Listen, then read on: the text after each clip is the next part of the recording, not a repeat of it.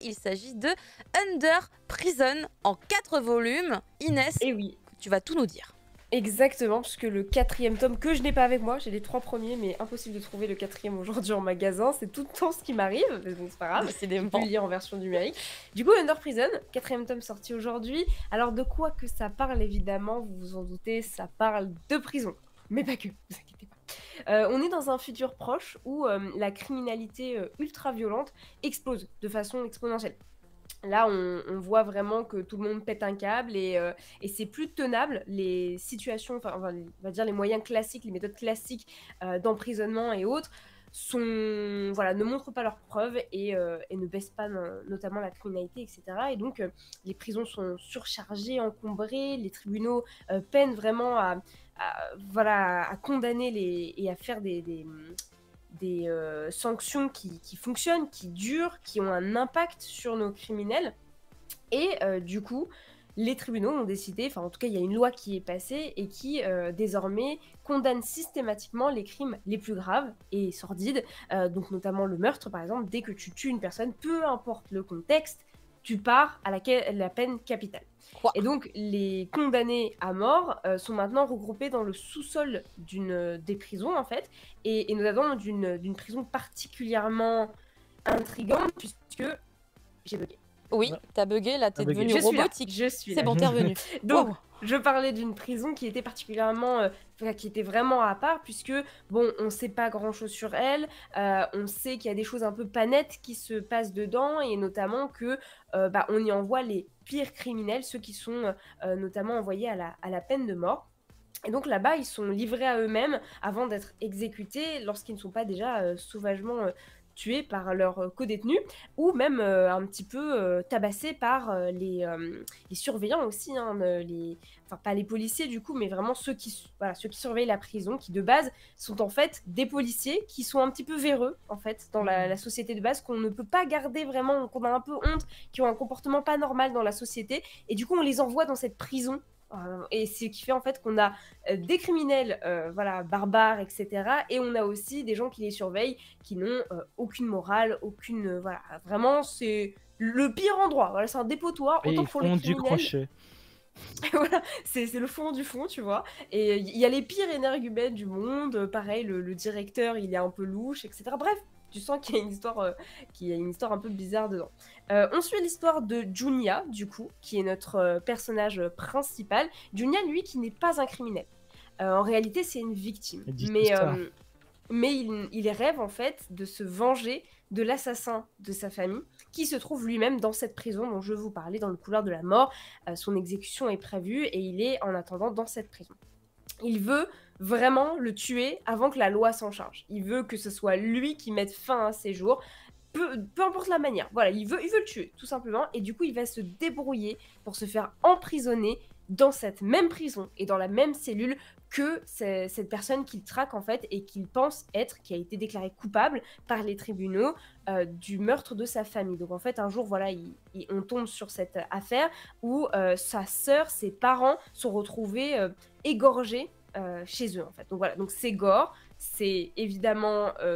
pas beau à voir sur beaucoup de plans, mais ça fonctionne très très bien, et le plot de base est vachement intéressant parce que on a déjà ce côté, pas post-apocalyptique, pas du tout, mais vraiment cette société un petit peu, je crois que c'est dystopique, un petit peu, vraiment, c'est le fond du fond, voilà. Et d'un autre côté, on a cette histoire de vengeance à côté, avec cet homme qui vraiment va décider, en fait, il est tellement au pied du mur, il peut tellement plus rien faire, il comprend tellement pas ce qui vient de lui arriver, qu'il est prêt à tout lâcher, à tout abandonner pour retrouver ce mec et le tuer et mener à bien sa vengeance, tout simplement. Donc il va se faire emprisonner là-bas. Sincèrement, j'avais lu le tome 1 à l'époque où c'était sorti, je crois que je l'avais acheté sur la PGW à l'époque. Je sais pas si c'était à ce moment-là que c'était sorti, mais en tout cas, il était dispo. Et j'ai lu le tome 1 et je me suis dit, ok, ça, c'est en 4 tomes. Donc, je vais m'arrêter là. Je vais attendre que le 4e tome sorte pour tout me relire. Et c'est ce que j'ai fait aujourd'hui même pour bien avoir tout en tête. Et j'ai bien fait parce que dans le premier tome, il se passe déjà tellement de choses, étant donné que c'est une série courte, que franchement... En fait, c'est pas qu'il y a un début de révélation dans le premier tome, mais c'est que déjà dans le premier tome, tu sens où le manga veut aller. C'est-à-dire qu'il se fait emprisonner, donc je vais essayer de spoil le moins possible, mais les apparences sont trompeuses, et le manga va questionner, va tourner autour du fait que on est dans un pays, donc là on est au Japon, où la justice ne fait pas du tout bien son travail et expédie tous les procès. Donc peu importe les raisons, à partir du moment où cette loi sur la systémie, je crois, du fait qu'on envoie les criminels qui ont commis les crimes les plus atroces à la peine de mort, à partir du moment où cette loi est passée, on ne se pose plus de questions. En un jour, 2 jours, ton procès est fait et tu pars là-bas et ta vie, elle est finie. Peu importe le contexte. C'est-à-dire que même si c'est, par exemple, je sais pas, imaginons de la légitime défense ou voilà quelque chose où tu peux avoir des circonstances atténuantes qui font peut-être que la peine de mort, tu peux l'éviter, et ben non, c'est ciao, tu pars à la potence. Voilà. Et donc le manga va beaucoup parler de ce sujet-là et va beaucoup dénoncer cette mécanique, même si on est dans une société qui est quand même très exagérée sur ce côté-là. On veut vraiment montrer le pire du pire de la société, de ce qui pourrait être possible dans un cas voilà, vraiment extrême un jour, mais c'est vraiment... Je pense vraiment l'idée, c'est de montrer l'extrême pour montrer à quel point c'est absurde, en fait, pour le coup. On a des dessins qui sont vraiment beaux et qui fonctionnent très très bien. Par contre, je le redis, c'est assez... ça percute, tu vois. Quand tu vois un punch, là, en dessin dans le manga, bah, tu le reçois aussi, tellement c'est bien travaillé. Les dessins, bah, je pense que même cette planche-là, elle est vachement bien faite. Il y a beaucoup de détails, il y a ce côté très réaliste qui fait que des fois, t'as un peu des frissons, tu te dis « Ah ouais !» Vraiment, là, pour le coup, si ça se passait réellement, c'est moralement complètement... On ressent bien le bruit, je trouve. C'est fou hein, d'être capable de retransmettre ce type de sensation, mais on sent le brouhaha, que ça tremble presque, t'es dans les murs. On sent et vraiment... tout, le manga laisse transparaître une violence, mais pas que physique. Tu vois, c'est pas que par les points que tu sens la violence, c'est vraiment psychologique. Et ça, c'est un deuxième pan du manga que j'ai beaucoup aimé. C'est que à travers ça, bah, déjà, on est quand même sur un protagoniste qui a décidé de se faire enfermer pour traquer et tuer quand même, aller jusqu'au bout de sa vengeance. Donc déjà, on est sur un mec qui est peut-être un peu instable, tu vois, psychologiquement, parce que pour aller jusqu'à faire ça... Mais il a rien à perdre, en fait, c'est ça, il a rien à perdre, donc... Il a plus rien à perdre. Et c'est vraiment ce côté, tu vas rencontrer des profils de personnes différentes. Alors, peu importe en vrai pourquoi elles sont là, en fait, tu sens que le manga veut te dire que c'est pas normal. C'est pas normal. En fait, cette prison traite les criminels comme moins que des bestioles, en fait, tu vois. C'est plus des humains, tu vois. Et peu importe ce qu'ils ont fait, le manga te fait comprendre que c'est pas parce qu'ils ont fait un truc horrible, et même s'ils ont fait un truc horrible, ils ont pas forcément le droit à ce traitement-là, parce que ce qui se passe dans la prison... c'est juste atroce, parce que les gardiens, ils les tabassent au moindre coup, ils leur font faire des choses qui sont, je veux dire, vicieuses, horribles, ils les forcent à faire des choses, même alors qu'il y a des jeunes aussi prisonniers, etc. Et des choses aussi, enfin voilà, des rapports sexuels, etc. Je vais pas trop en dire, mais qui sont, voilà, juste, tu vois, ça, c'est le pire de l'humanité. C'est vraiment, je sais pas comment le dire autrement, c'est le pire, c'est vraiment... il y a tout ce qu'il y a de mauvais dans l'humanité. Pense à tout ce que tu vois de mauvais dans l'humanité, c'est là-bas, tu vois, vraiment. Et bon, en tout cas, ce côté-là est vachement bien retranscrit grâce aux dessins, qui sont vraiment super, super efficaces et tout, machin. Et il y a aussi un autre truc, c'est que petit à petit, on va comprendre que le meurtrier qui a été mis derrière les barreaux pour le meurtre de la famille de Junya n'est pas forcément celui qu'on pense, justement parce que la justice n'a pas voulu faire son travail, ou tout simplement qu'il y a encore une histoire plus grosse derrière, peut-être même que au final il savait peut-être qui était le meurtrier, mais que pour des raisons aussi de hiérarchie, de pouvoir, d'influence, et on met sous le tapis, hein, ça arrive beaucoup, le fait que des gens se retrouvent sous les barreaux alors qu'ils sont innocents, tout simplement parce qu'ils sont pas assez... ils étaient là au mauvais moment et il fallait un bouc émissaire. Et dans le manga, il y a une phrase qui revient souvent, c'est quand un incident survient, on a tous besoin de trouver un fautif, de mettre la faute sur le dos de quelqu'un, ça fait partie de l'humain.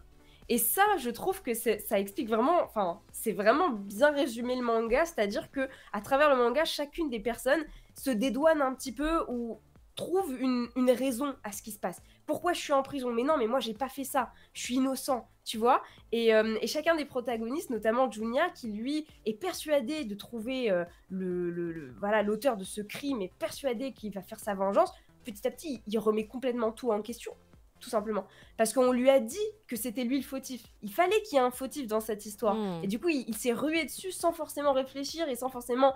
Parce qu'il était dans un état de détresse énorme. C'est normal, je veux dire, il a vu sa famille se faire... trucider devant ses yeux. Et je trouve vraiment qu'il y a ces thématiques qui sont vraiment bien abordées dans le manga. Sachant que c'est un manga court, il y a quand même le juste développement pour te montrer un petit peu la psychologie de l'auteur derrière. Et pour le coup, en 4 tomes, ça fait que bah, c'est pas trop long et c'est pas trop court non plus. Tu vas vraiment droit au but, tu te perds pas dans des développements un peu inutiles à côté et tu t'ennuies pas. Chaque tome, c'est des révélations subtiles qui sont amenées au bon moment. Après, je trouve, s'il y a un petit truc à souligner qui pour moi est revenu peut-être 2-3 fois et m'a un peu dérangé, c'est qu'il y a certains éléments qui sont apportés qui des fois arrivent un peu de nulle part, tu vois. Bon, si vous avez lu le manga, peut-être vous voyez de quoi je veux parler, j'ai pas envie de spoil, mais il y a certains éléments qui viennent apporter des explications, des révélations. Des fois, tu te dis, alors là, je suis pas convaincue par l'explication. Tu vois, peut-être que le manga cherche un petit peu à tirer un petit peu sur le fil du... Peut-être parce qu'il fallait conclure en 4 tomes et qu'il s'est dit bon voilà, on n'a pas plus de pages, voilà, on va passer par là. Je me dis que peut-être il a voulu caser peut-être trop de choses pour 4 tomes et que du coup ça fait que certains points du manga sont un petit peu rushés, tu vois. Notamment sans m'étaler dessus, la fin je la trouve bien, je la trouve intéressante, elle est plutôt logique et cohérente, mais en fait ce qui est dommage c'est que entre le moment de la révélation sur tout le manga et la fin, le laps de temps est trop court. En fait. Donc on n'a pas le temps, en fait t'as juste le temps de respirer que on te dit ah bah c'est fini, tu vois. Et du coup on aurait pu peut-être accorder un peu plus de temps pour que le lecteur s'imprègne bien de cette révélation qu'on attendait tous en fait, tu vois. Donc peu importe ce qu'on pense du dénouement, de la fin, je pense que chacun aura peut-être un avis différent dessus. C'est pas mauvais, c'est bien, c'est pas forcément, faut pas s'attendre à un truc de fou, hein, ça va pas vous retourner le cerveau. Mais je pense qu'on aurait pu accorder un peu plus du dernier tome, donc le tome 4, parce que je trouve que voilà, il n'y a pas assez de pages pour ça. Tu veux plus, tu veux être plus dans la psychologie de la personne, du vrai voilà, meurtrier, etc. Donc voilà, hormis ce côté-là, qui quand même était à soulever, parce qu'en 4 tomes, quand il revient un peu une fois par tome, c'est un peu dommage, tu vois. Hormis ça, j'ai vraiment bien aimé le manga, ça se lit très facilement, le découpage est vachement agréable à suivre et tout, et je trouve quand même que le manga est maîtrisé. Je trouve que le manga t'offre une très très bonne expérience de lecture, voilà, mis à part cette fin qui j'ai senti peut-être un peu rush, voilà, peut-être dû au fait que il avait peut-être envie de faire un peu plus. L'auteur, on sent qu'il a envie d'aller plus loin parce qu'il maîtrise ses sujets. Vraiment, il maîtrise bien de ce dont il parle, il maîtrise les thématiques qu'il aborde, et ça, j'ai bien aimé. Mais je reste un chouïa quand même un petit peu sur ma fin, je dois avouer. Un petit peu. Un tout petit peu. Mais c'était très sympa. Franchement, en 4 tomes, c'est chez Omake Manga, et ça s'est conclu aujourd'hui, donc le 4e tome est dispo. Voilà. Super. Et bah écoute, merci beaucoup pour cet avis très complet. Captain de Veine va passer commande, tu vois. Enfin voilà. Les gens savent à quoi s'en tenir. Merci beaucoup.